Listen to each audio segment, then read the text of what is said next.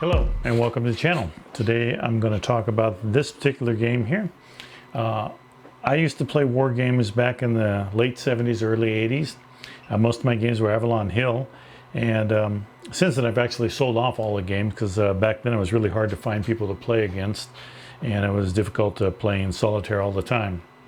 So recently I just came back into it. I actually found one of my games that I held on to, and it kind of got me excited to get back into it. And I've been watching videos on different games and new games out, and I really like this game. This is The Last 100 Yards. It's a series of 3, and unfortunately I couldn't get the first one because it's in the P500 printing, and it's kind of only available on eBay, which is at a much higher price than what you'd pay. So I do have an order in once it gets to the P500 level to get the next one, but I was able to purchase this one, which is Volume 2, Airborne Over Europe. And again, Mike Dennison is the designer from GMT Games. This game came out in 2020, it looks like. So the box is fantastic. The box art on the back is fantastic. So I can't wait to look in there. Like I said, it's been a while since I've actually played war games or open up a new one. I just got this today, and so I wanted to open it up and do this box opening so that I could start playing it and reading the rules. So opening this up here, I did read online that when this game came out, they had paper maps in it, and they replaced them with the cardboard stock maps. So I guess the paper weren't well received. So I'm assuming that that's what this package is, because yeah, this looks like pretty thick maps to me.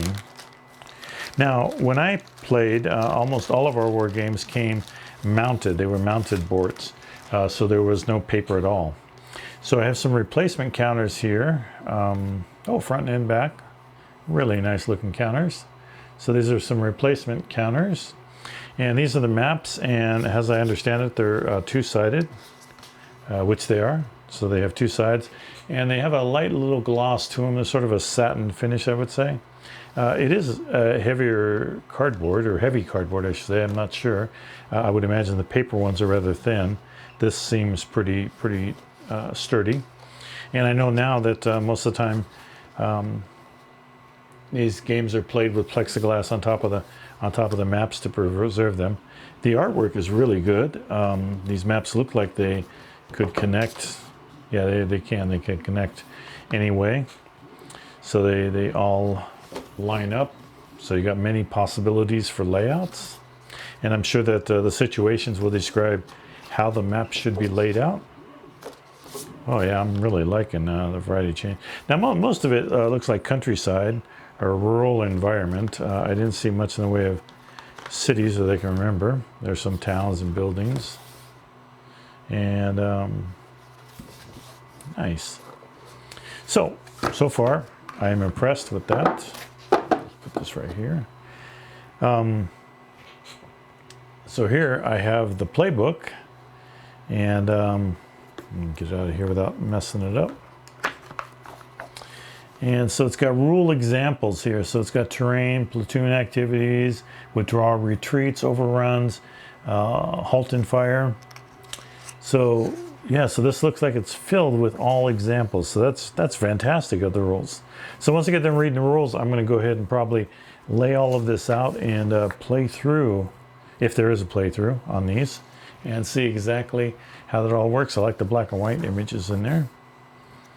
And nice diagrams to go with the verbiage. So that's really laid out really well. I would imagine that this all matches up with the number that is the rule.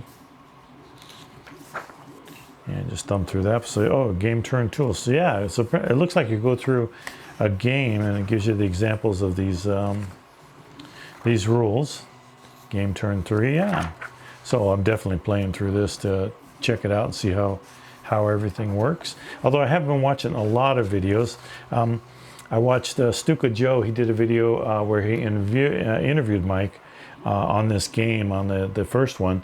At some convention, I can't remember what it was, but really interesting the way he explained it. And it just seemed like a really cool concept to a game to me. So And like I said, it was hard to find people when I was playing. Now my son is at the age where he wants to learn these, and he is starting to learn them. So he's getting into this with me. So I will always have somebody to play against, so that's kind of nice. Hopefully he won't start whipping my butt right away because he's a pretty smart kid. And this looks like it's designer notes. I went through that rather quickly. Yeah, designer notes. So yeah, so here's some designer notes. So that's going to be interesting. I think I'm really going to love reading that.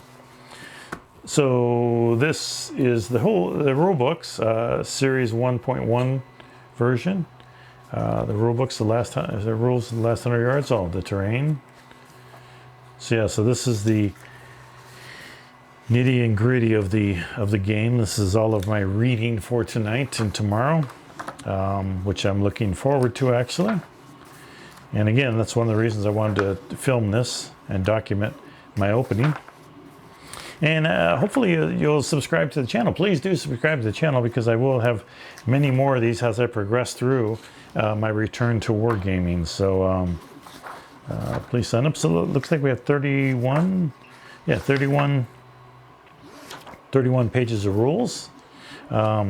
What's changed? So here are the changes to the rules on the back. So that's good to know. Now I know the first game, you'd read so much rules, I believe, and then you start playing the game, and you read some more, and you play another situation. Hopefully this works the same or similar. If not, I'll just have to read all the rules and dive right in. So yes, I already got a quick look at some of the samples of the counter pieces, and they are nice. Yeah, like I said, it was the I'll put this one up here with that. It was the 70s and 80s when I was doing it, so the counters didn't look anything like this, that's for sure. They didn't have any of the artwork that are on them now. I would imagine this is the Americans. These are the Germans here. They got 3 different colors there, I would imagine, for 3 different units. Now, this is a squad, I believe, units game, so it's pretty small tactics here, not overall. And here are the modifiers for the dice roll, and I believe the yellow are rifle. I could have that wrong. This artillery, and the red is for mortar fire. But I could have these two mixed up. So if I do, just leave a comment there and tell me that hey, John, get that straight. These look like marker counters for different things, for assaults here, American and German, fire actions. So we got some smoke here, initiative there. Let's see, all the time counters there, assault again, control, regrouping. So very good. All right, so that's a lot of counters. I can't wait to start breaking them apart and separating them all. Next thing here is the time track and attacker defender or casualty track.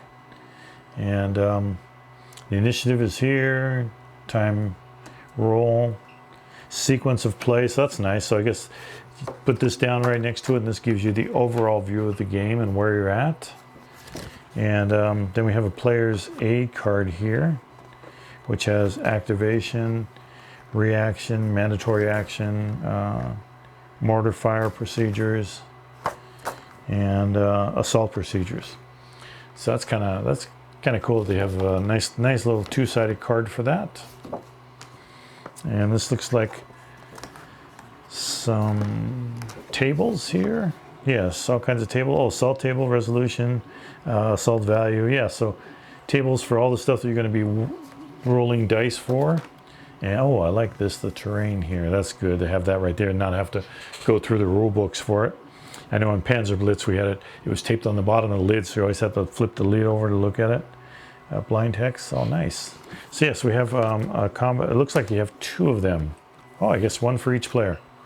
That's nice. And nice heavy card stock, and nice colors. And oh, these are the missions. So as I understand it, these missions start at 13 and basically continue on after the missions of the other game, at least number-wise. So 19, so it looks like you have 10 missions here, if I counted that correctly. Oh, I like the map layout. Oh, look at that map layout, it's gonna be fun. Oh, all six. That's nice. That's going to be a fun game. And this, oh yeah, these are much thinner. So yes, these are the paper maps. They look exactly the same. I don't know. I probably think that I know that I got some plexiglass. Oh, I did have a town one there. I didn't see last time. I know I'm going to put plexiglass on top of this, so I think that I'll probably use the paper ones at first, save the plastic ones for later on. But I'm assuming that these are all exactly, yeah, 18. Yeah, they're all exactly the same as the other ones. And last but not least is our dice bag there.